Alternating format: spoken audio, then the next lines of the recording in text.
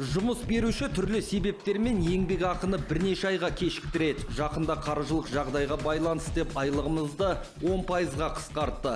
Сосын еңбек ақысы 100 мың теңгеден асқандардан 10%, ал 200 мың теңгеден асатындардан 15% ұстап қалады. Бұл не деп сұрасақ, дағдарысқа қарсы уақытша шара деп түсіндіреді. Бұл қаншалықты заңды, қандай шара қолдануға болады? Еңбек кодексінің 113 бабына сәйкес жалақы әр айдың бірінші 10 күндігінде берілу керек. Және егерде уақытында бермей қалса, жұмыс берушіге пеня жүреді. Ал ұстап қалу үшін оған негіз болу керек. Қандай негіз болу керек?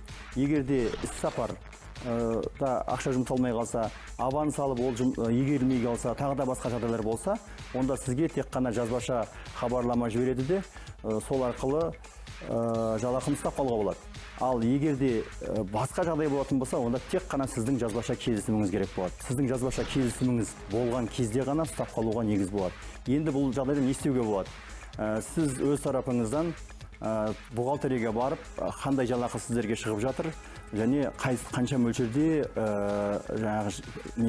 зейнетақыға, қаншасы салыққа кетіп жатқандығы туралы ақпаратты алып, содан соң ішінде сәйкессіздіктер болса, онда сол аудан бойынша аудандық еңбек инспекциясына барып жүгінуіңізге болады. Осы арызыңызбен және жаңағы айтылған құжаттарды тіркей отырып. Егер олай істемеймін десеңіз, онда бірден сотқа жүгінсеңіз болады. Ал сотқа жүгінудің қиынсынсаңыз, онда аудандық еңбек инспекциясының еңбек инспекторы сіз үшін біраз жұмысты істейді. Бұл мемлекеттің сізге берген көмегі.